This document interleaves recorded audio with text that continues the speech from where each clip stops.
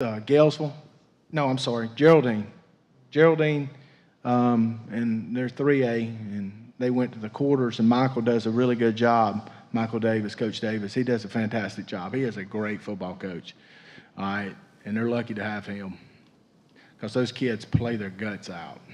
All right, and then we'll go, and the following week, we're on the road there, and then we're on the road again to Spring Garden.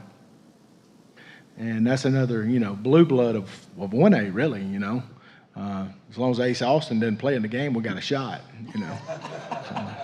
So. And then the middle part of the season is our toughest game. We got Heritage Academy out of Mississippi in there. Gatlinburg last year, this team's, I feel, much better than Gatlinburg. And then we'll finish it off week 10 with Victory Christian. And then hopefully we're in the playoffs and we'll make a run for it. Coach, a lot of people had no idea where this program was heading. I seen what you guys was doing behind the scenes, working and doing a lot of things. You went from barely fielding a team to hiring rush probes. And not in no 10-year span. I'm talking about within 2.5 years. Yeah. What does that mean for Coosa, the school, to have the accountability of the credit, to even have someone like Rush Probst even look at you, more or less take the job like he did? That's a great question. There's a connection there with Rush, and, I come out of his coaching tree, and I think that helped the situation. I don't know that there's some factors, and some of those factors, Bo. I don't know that Rush comes to Coosa without some of those factors lining up, and those factors as good as I do. But it was an easy deal for me to hire him because, I've said it 1,000 times and I've said 1,001. I think he's the best high school coach to ever do it at the high school level. And I'll stand by that statement. I don't care if people likes him or hates him or loves him or not. I think at what he does, he perfected this deal. All right. And so to hire him, I think put credibility for our name, okay? And, we just got Stacy Jones as the AD, who's, one of the greatest baseball players ever come out of Etowah County, all right? And he's one of a few guys that's played in the bigs, And so I think those things just gives us more and more credibility, and it's putting us on the map, and that's the whole deal. It's all about exposure. Bo, you do this for a living. And so we're just going to continue down that trend. The time we had Rush, I'm grateful. I believe he gave us good name recognition, and we're just continuing on to continue on. Guys, I want to wrap it up by asking the players a question. Phil alluded to it earlier. You're one play away from going to a state championship game last year. Can each of you tell us how that's motivated you as you head into this season? Obviously, it hurt because we lost by like 1 inch, basically. We lost by 1 inch. And I wanted to just it pushes me every day to go forward and keep moving and don't stop. So, yeah. Like he said, it hurt, and now it just pushes us more than ever. And like all the guys, like me and the seniors came together after the game saying, we're going to push each other no matter what. After that game, we came together and we were like, we're not going to let this happen again. So I feel like it motivates us, and I feel like everyone on the team doesn't want to have that feeling that we had that night ever again, and just helps us keep motivated. Yeah, that feeling sucked, and I feel like it's motivated us to be more of leaders and push the little kids more, and show them the drive to get to the state championship. So. All right, thanks, guys. Thanks, Coach. Good luck to Coach Christian this year. Thank y'all for all y'all guys do, okay? Appreciate it. Thank Appreciate you. it, guys.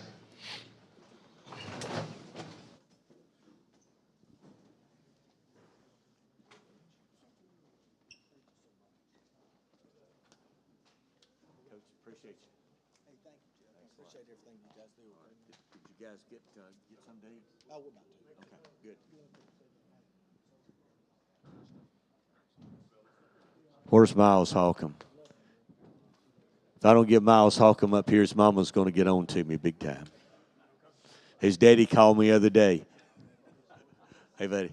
How are you, sir? Doing well. Good to see you. Good to see you, guy. Hey, guys. Y'all doing well? Good to see you. Good to see you. You doing well? Yes, sir. Great.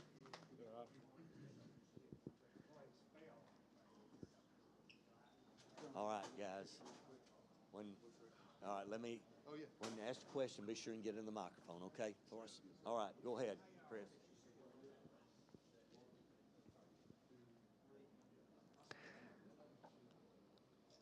All right, we're going to continue with the Southside Panthers and Coach Miles Holcomb as Coach Holcomb begins his third season, I believe, as a head coach of the Panthers. Coach, if you'd introduce the players or let them introduce themselves and make some opening comments today, we'd appreciate it. Absolutely. I'll let them introduce themselves real quick. We'll start down here. Gage Neesmith, I play quarterback. I'm number 10. Totten Rich, I play Mike linebacker, number 34. Caden McMichael, wide receiver, number 0. Jake Stewart, 75, play center. This is it's a pretty special group. These 4 guys right here, we really got 6 total that probably would have started every game for us since we've been here, but these 4 guys have started every game since we've been here. The other 2, Cole Garrett ended up getting banged up a little bit his freshman year, so he missed a couple games starting, and then Scotty Moats didn't start the Hoax Bluff game that first year. But special group. Obviously, we have our senior class has been together. They've always been winners. And then we feel like we got a pretty special junior class to follow them up. I think for me as a head coach, probably one of the most talented groups that I've ever had as a head coach. The crazy part is I think this is the most stressed I've ever been going into a season, which is I think probably counterintuitive to how it usually is supposed to be when you feel like you have a good football team. I didn't really think I was probably going to be this stressed, but I don't want to let them down. I want to give them every opportunity or the maximum amount of opportunities we can to be successful, and because that's what they deserve. So it's a great group. They're fun to coach, fun to be around every day. I love cutting it up with them, and so I'm excited about what this group can do. Coach, talk about how many returning starters you may have on offense and defense, maybe any newcomers that we'll hear about this year. And also I'd like to mention you got a quarterback's pretty good quarterback the last couple of years. That has to be comforting for a coach coming into a new season. Yeah, absolutely. The best part, especially, I think Gage will tell you, there's the ability that we have right now to be able to just have conversations. I know 7-on-7 is 7-on-7. Like, it's not real football. I get it, but it's allowed us to be able to grow a little bit, and the conversations that we're able to have, like through those 7-on-7s, especially, as an offense. There's a play early on in the summertime. We're at Georgia. There's a play kind of down. We're playing a team out of Georgia, and we're in the huddle. It's the last play of the game. And I just asked them, like, hey, what do you guys like? We were going to run a play, and there's a little tag off the play, and one of our receivers was like, well, what if we, because I asked them, I was like, do you want to yank it? And they were like, maybe. We might if it's there. I remember looking at Gage, and I was like, you like it? You good? I was like, everybody good? And everybody's like, yeah, we're good. And so then we run it, and I think Gage thought he was going to yank it, and Jordy didn't yank it. And so then we get done. I can kind of tell Gage is a little frustrated. And we're walking about to play the next game, and he's kind of looks. He's like, I mean, can we just call yank if we're going to yank it?